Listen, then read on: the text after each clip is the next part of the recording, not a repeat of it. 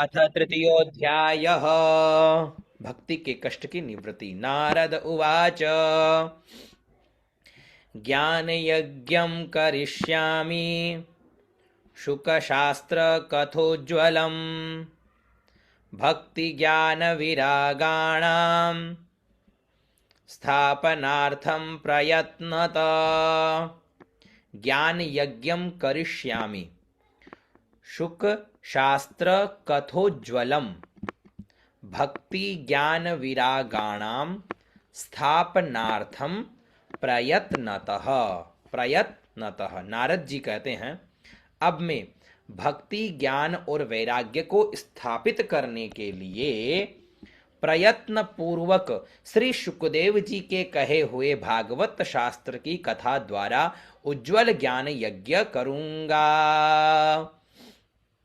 श्लोक संख्या 2 देखिए। कुत्र कार्यो मया यज्ञः स्थलं तद्वाच्यतामिह महिमा शुकशास्त्रस्य वक्तव्यो वेदपारगै। कुत्र कार्यो मया यज्ञः स्थलं तद्वाच्यतामिह महिमा शुकशास्त्रस्य वक्तव्यो वेदपारगै। यह यज्ञ मुझे कहाँ करना चाहिए, आप इसके लिए कोई स्थान बता दीजिए। आप लोग वेद के पारगामी हैं, इसलिए मुझे इस शुक शास्त्र की महिमा सुनाइए। कियद्भिर, की यह आधा द तो कियद भी के और दी के ऊपर रहा तो भिर दिवसई ही। कियद्भिर दिवसई श्राव्य श्रीमद्भागवती कथा को विधिस्तत्र कर्तव्यो ममेदं ब्रुवतामित। यह भी बताइए कि श्रीमद् भागवत की कथा कितने दिनों में सुनानी चाहिए और उसके सुनने की विधि क्या है। कुमारा ऊचुः, कौन बोलेंगे अब यहाँ पर? नारद जी ने कहा किनसे? सनकादिक ऋषियों से। तो अब ये चारों कुमार बोल रहे हैं। श्रेणु नारद वक्ष्यामो, उत्तम ओ, इसको मोस्ट श्लोक में लिख करके कंठस्थ कर लो, मोस्ट में लिख लो इसको। श्रेणु नारद वक्ष्यामो विनम्राय विवेकिने गंगा द्वार समीपे तु तटमानंद नामकम। सनकादिक बोले, नारद जी आप बड़े विनीत और विवेकी हैं, सुनिए हम आपको ये सब बातें बताते हैं। हरिद्वार के पास आनंद नाम का एक घाट है, वहां अनेकों ऋषि रहते हैं तथा देवता और सिद्ध लोग भी उसका सेवन करते रहते हैं। भांति भांति के वृक्ष और लताओं के कारण वह बड़ा सघन है और वहां बड़ी कोमल नवीन बालू बिछी हुई है। नाना ऋषिगणैर्जुष्टम देवसिद्धनिषेवितं नानातरुलताकीर्णं नवकोमलवालुकं रम्यमेकान्तदेशस्थं हेमपद्मसुसौरभं यत्समीपस्थजीवानां वैरं चेतसि न स्थितं। रम्यमेकान्तदेशस्थं हेमपद्मसुसौरभं यत्समीपस्थजीवानां वैरं चेतसि न स्थिरम्। वह घाट बड़ा ही सुरम्य और एकांत प्रदेश में है।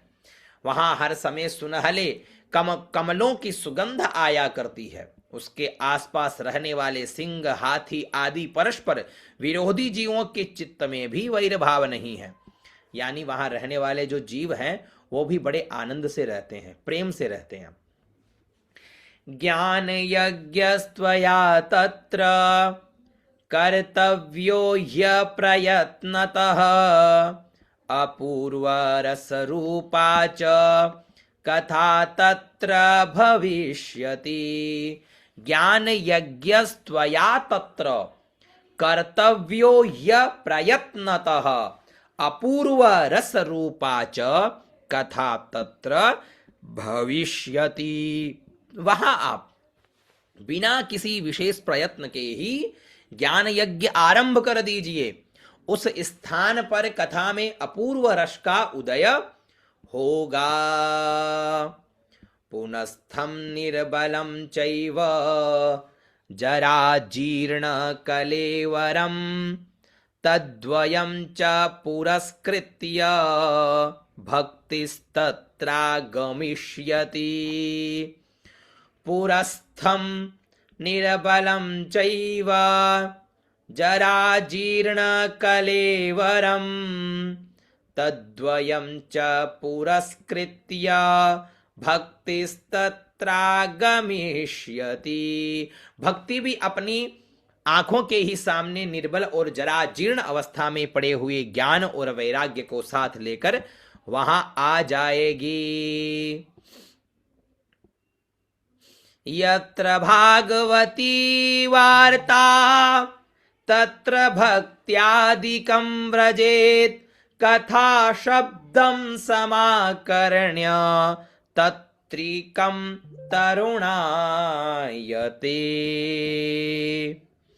क्योंकि जहां भी श्रीमद् भागवत की कथा होती है वहां ये भक्ति आदि अपने आप पहुंच जाते हैं।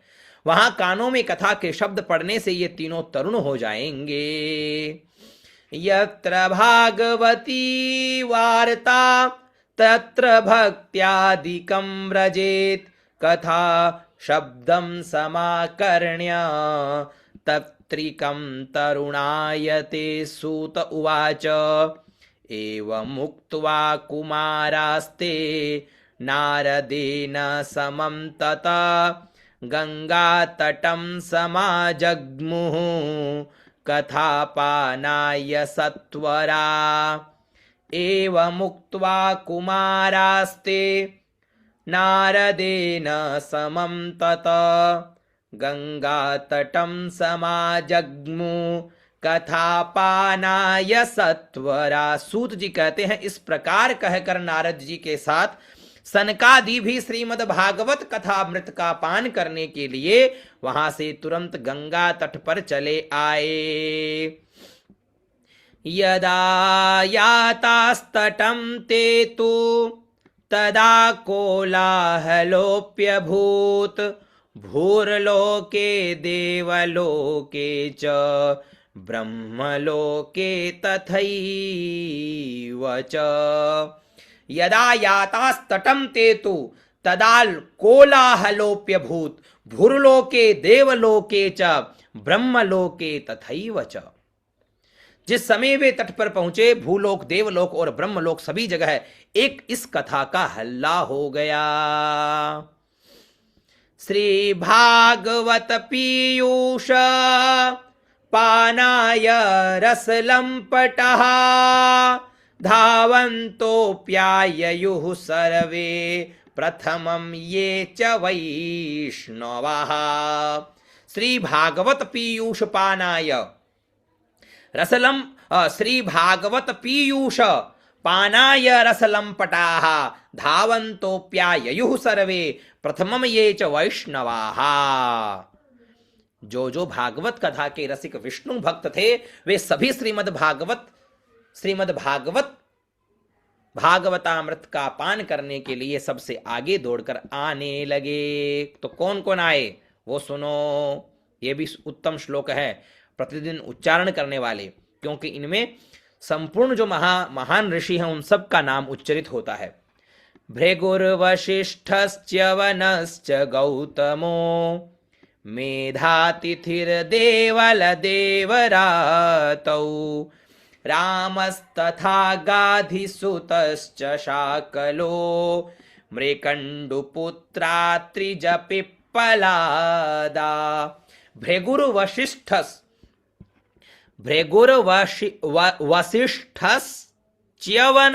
गौतमो भृगुर्वसिष्ठश्च गौतमो मेधातिथिर्देवलदेवरातौ रामस्तथा गाधिसुतश्च शाकलो मृकण्डुपुत्रात्रिजपिप्पलादः। योगेश्वरो व्यास पराशरौ च छाया सुको जाजलिजन्मुख्या सर्वेप्यमी मुनिगणा सह पुत्र शिष्याः स्वस्त्रीभिरा ययुरते प्रणयेन युक्ता योगेश्वरौ व्यास पराशरौ च योगेश्वरौ व्यास पराशरौ च छाया शुको जाजलि जह्नुमुख्याः सर्वेप्यमी मुनिगणा सह पुत्र शिष्याः स्वस्त्रीभिरा ययुरति प्रणयेन युक्ता। यानी भृगु, वशिष्ठ, च्यवन, गौतम, मेधातिथि, देवल, देवरात, परशुराम, विश्वामित्र, शाकल, मार्कंडेय, दत्तात्रेय, पिप्पलाद, योगेश्वर, व्यास और पराशर, छायाशुक, जाजली और जन्नु आदि सभी प्रधान प्रधान मुनिगण अपने अपने पुत्र, शिष्य और स्त्रियों समेत बड़े प्रेम से वहां आए।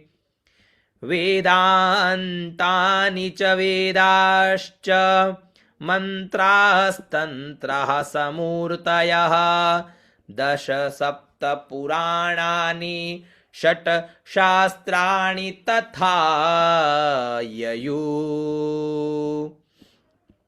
वेदान्तानि च वेदाश्च मन्त्रास्तन्त्रः समूर्तयः दश सप्त पुराणानि षट् शास्त्राणि तथा ययुः। गंगा आदि नदियां, पुष्कर आदि सरोवर, कुरुक्षेत्र आदि समस्त क्षेत्र, सारी दिशाएं, दंडक आदि वन, हिमालय आदि पर्वत तथा देव, गंधर्व और दानव आदि सभी कथा सुनने चले आए।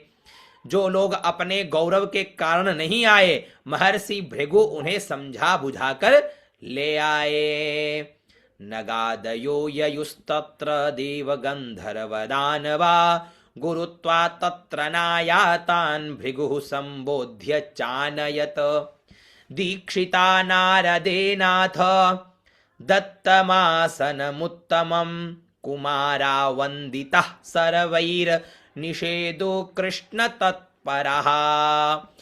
तब कथा सुनाने के लिए दीक्षित होकर श्री कृष्ण परायण सनकादि नारद जी के दिए हुए श्रेष्ठ आसन पर विराजमान हुए। उस समय सभी श्रोताओं ने उनकी वंदना की। वैष्णवाश्च विरक्ताश्च न्यासिनो ब्रह्मचारिण मुखभागे स्थितास्ते च तदग्रे नारदस्थित। वैष्णवाश्च विरक्ताश्च न्यासिनो ब्रह्मचारिण मुखभागे स्थितास्ते च तदग्रे नारद स्थित। श्रोताओं में वैष्णव, विरक्त, सन्यासी और ब्रह्मचारी लोग आगे बैठे और उन सबके आगे नारद जी विराजमान हो गए। एक भागे ऋषिगणास तदन्यत्र दिवौकसः वेदोपनिषदोऽन्यत्र तीर्थान्यत्र स्त्रियोऽन्यतः। एक और ऋषिगण, एक और देवता, एक और वेद और उपनिषद आदि तथा एक और तीर्थ बैठे और दूसरी ओर स्त्रियां बैठ गई। जय शब्दो नमः शब्दः, इसको भी मोस्ट में लिख लो।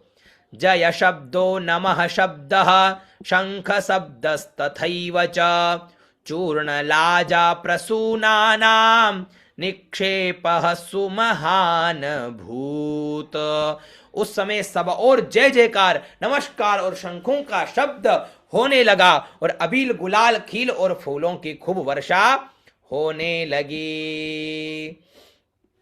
विमानानि समारुह्य कियन्तो देवनायका कल्पवृक्ष प्रसूनैस्तान् सर्वांस्तत्र समाकिरन्। कोई कोई देव श्रेष्ठ तो विमानों पर चढ़कर वहां बैठे हुए सब लोगों पर कल्प वृक्ष के पुष्पों की वर्षा करने लगे। सूत उवाच एवं तेष्वेकचित्तेषु श्रीमद्भागवतस्य च माहात्म्यमुचिरे स्पष्टं नारदाय महात्मने।